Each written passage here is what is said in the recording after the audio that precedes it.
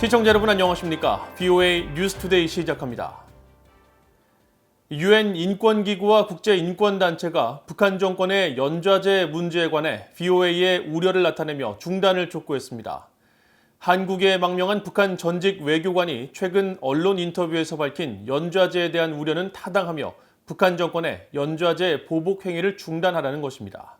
첫 소식 김영권 기자가 보도합니다. 지난 2019년 한국에 망명한 류현우 전 쿠웨이트 주재 대사 대리는 최근 미국 CNN 방송과의 인터뷰에서 북한에 남은 가족이 연좌제로 피해를 볼까 항상 걱정된다고 말했습니다. 제가 말했습니다. 자유를 찾아서 아버지와 어머니와 함께 가자 하고 말하니 멍멍이 하더니 저희 때문에 저희 가족이 연좌제로 피해를 당할까 봐 부모들이 오래 앉아 계시고 부모 형제들이 다 피해를 한 거죠. 류 전 대사 대리는 평양에 있는 노모와 형제자매, 장인과 장모 등이 자신의 망명으로 처벌받는 걸 상상만 해도 가슴이 아프다면서 21세기에 봉건적인 연좌제 처벌을 행한다는 게 너무 소름 끼친다고 말했습니다. 유엔 인권 최고대표 사무소의 마타 후르타도 대변인은 11일 이 같은 북한 연좌제와 관련한 VOA 질문에 유엔 북한인권조사위원회가 지적한 연좌제 문제의 심각성을 지적하며 우려를 나타냈습니다. 연좌제는 북한 정치체제에 반대하는 모든 사람에게 자신뿐 아니라 가족의 목숨까지 희생할 각오를 해야 하기 때문에 북한 당국의 효과적인 압제 수단으로 악용되고 있다는 겁니다. 또 이런 집단 처벌은 주로 대중과 사회에 대한 경고 차원에서 고위층을 겨냥해 이뤄진다며 가족이 수용소로 보내지지 않는 경우에도 직장이나 학교에서 퇴출당하는 등 가혹한 보복 대상이 되는 경우가 많다고 지적했습니다. 후르타도 대변인은 토마스 호에아 퀸타나 유엔 북한인권 특별보고관도 지난 2019년 유엔 인권이사회 보고에서 북한 당국에 연좌제로 정치범 수용소에 수감된 사람들의 사면을 촉구했다며 연좌제 보복 행위를 중단해야 한다는 유엔 북한인권조사위의 권고를 강조했습니다. 영국에 본부를 둔 국제 앰네스티의 아놀드 팡 동아시아 담당 조사관도 11일 VOA에 북한 내 많은 사람이 형사 범죄가 아닌 연좌제로 강제 노동 수용소에 감금된다면서 가족의 상황을 우려하는 류 씨의 우려는 당연하다고 말했습니다. 또 북한 당국은 국제 기준에 부합하는 사법 절차를 통해 범죄 혐의가 인정되지 않는 한 류 전 대사 대리의 가족 등 누구도 임의로 구금해선 안 된다며 북한 당국의 연좌제 중단을 촉구했습니다. 황장엽 전 북한 노동당 비서와 태영호 전 영국 주재 북한 공사 등 한국에 망명한 전직 북한 관리들은 과거 북한 정권의 연좌제는 야만적이라고 비판했습니다. Kim regime is a firm believer in guilt by association. In North Korea, if anyone steps out of the line, then his or her relatives, friends, and colleagues can be punished. 미국에 거주하는 전직 북한 고위 간부는 11일 VOA에 정치범 수용소에 수감되지 않더라도 당사자의 가족과 친척은 모든 직책과 지역에서 쫓겨나 북한 사회에 제대로 발을 붙일 수 없게 하는 게 연좌제의 잔혹성이라고 밝혔습니다. 그러면서 북한 간부와 주민들은 모두 김씨 정권의 연좌제 사슬에 묶인 노예라며 이런 노예 해방을 위해 국제사회가 적극 노력해 주길 바란다고 호소했습니다. VOA 뉴스 김영권입니다. 북한 당국은 지난 몇 년간 다양한 웹사이트를 개설하는 등 외부 홍보에 주력하는 모습을 보여왔습니다. 그러나 지난해부터 상당수의 웹사이트에 내용이 추가되지 않고 일부는 접속이 불가능한 것으로 나타나 그 배경이 주목되고 있습니다. 함지하 기자가 취재했습니다. 북한의 보건정책과 의료 환경 등을 홍보하는 인민보건 웹사이트입니다. 매월 다양한 소식이 올라오던 것과 달리 지난해 7, 8월 이후 사실상 게시물이 끊긴 상태입니다. 북한의 보험회사인 조선민족보험총회사와 북극성 보험회사 등은 웹사이트를 통해 매년 납입된 보험료와 투자 수입, 그리고 지출액 등을 상세히 게시했지만 2019년을 끝으로 추가 업데이트는 이루어지지 않고 있습니다. 북한 당국이 공식적으로 개설한 인터넷 웹사이트는 외부에서 확인된 것을 기준으로 약 50개입니다. 이 웹사이트들은 북한 정권의 소식을 전하고 체제를 선전하는 조선중앙통신이나 노동신문을 비롯해 관광과 교육, 투자 등을 주제로 한 웹사이트들로 대부분 2018년을 전후해 급격히 늘어나는 양상을 보여왔습니다. 그런데 VOA가 이들 웹사이트들을 확인한 결과 우리 민족끼리를 비롯한 북한의 대외 선전 매체를 제외한 상당수 웹사이트들은 업데이트 없이 사실상 방치되거나 접속이 불가능한 것으로 나타났습니다. 특히 업데이트가 이뤄지지 않은 웹사이트들의 경우 상당수는 신종 코로나 바이러스 사태가 심화된 지난해부터 운영이 중단됐거나 업데이트 빈도가 크게 떨어진 것으로 파악됐습니다. 신종 코로나 바이러스 여파로 사실상 중단된 북한의 관광 관련 웹사이트들도 추가 내용이 게시되지 않는 상태로 남아 있습니다. 하지만 북한의 대남 선전용 웹사이트인 우리민족길이나 통일의 메아리 등은 하루에도 수십 개의 기사와 영상이 올라오는 등 계속 운영되고 있습니다.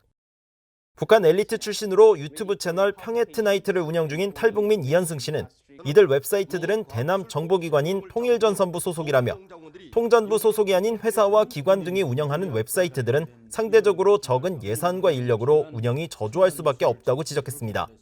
홍정부에서는 이제 예산도 있고 또 활발하게 정부에서 지원도 해줘서 또 그런 인력들이 집중적으로 선전을 합니다. 그렇지만 이제 다른 웹사이트들은 아마 각 성에서 또는 각 회사나 기업 그리고 각 부서들에서 자체적으로 운영하는 그 웹사이트들은 아무래도 예산이나 인력 이런 것이 부족하고 북한 경제 전문가인 윌리엄 브라운 미 조지타운대 교수도 다른 나라와 달리 북한의 웹사이트 운영이 국가 차원에서 이뤄진다는 점을 문제로 지적했습니다. And then they try to show that they're modern, but then what they lack is sort of the exuberance of the private sector that sort of keeps things going. 브라운 교수는 전 세계 인터넷 시장은 일반인 등 민간이 채우고 운영된다면서 이런 열정과 동기가 없는 북한의 웹사이트들은 많은 방문객을 끌어들이기 쉽지 않을 것이라고 지적했습니다. BOE 뉴스 함지아입니다. 러시아가 지난해 말 석 달 동안 북한에 정제유를 전혀 공급하지 않은 것으로 유엔 안보리에 보고했습니다. 11일 유엔 안보리 홈페이지에 보고된 러시아의 대북 정제유 공급 현황에 따르면 러시아가 지난해 10월부터 12월까지 북한에 공급한 정제유의 양은 0톤인 것으로 나타났습니다. 이에 따라 11일 현재까지 안보리에 보고된 2020년 러시아와 중국의 대북 정제유 양은 총 17,871톤이며 배럴로 환산하면 약 14만 1,180배럴에 해당하는데 이는 유엔 안보리가 북한의 핵과 미사일 개발 실험에 따른 대북 결의안으로 정한 연간 수입 한도 50만 배럴의 약 28%에 해당되는 양입니다. 하지만 최근 일부 공개된 유엔 안보리 대북제재위원회 전문가 패널 보고서에 따르면 북한이 지난해 1월부터 9월까지 수입한 정제유의 양은 수입 한도 50만 배럴보다 몇 배나 더 많은 양이며 이는 선박간 불법 환적 등 북한의 제재 회피 수법에 따른 것으로 분석되고 있습니다. 전 한미 연합사령관들이 전시작전 통제권 전환 작업을 가속화하겠다는 한국 국방당국의 지침에 거듭 우려를 표하고 성급한 전작권 전환은 전시 미군 파병과 핵 타격 능력을 현저히 제한하는 결과를 초래할 것이라고 말했습니다. 버웰벨 전 한미연합사령관은 최근 VOA에 보낸 성명에서 미국이 한국의 지휘체계로의 전작권 전환 결정을 검토한 뒤 성급한 결정이었다고 판단할 경우 미국은 전쟁 발발 시 한반도에 대한 미군 파병에 상당한 제한을 둘 가능성이 크다고 경고했습니다. 그러면서 이 같은 상황이 발생할 경우 미한 동맹에 균열이 생기고 한국은 북한 정권 아래 복속될 위험도 커질 것이라며 북한에 대한 중국의 전적인 군사적 지원이 보장된 상황에서 미국이 동맹 파트너 역할에 완전히 전념하지 않는다면 북한군은 한국군을 격퇴할 가능성이 크다고 우려했습니다.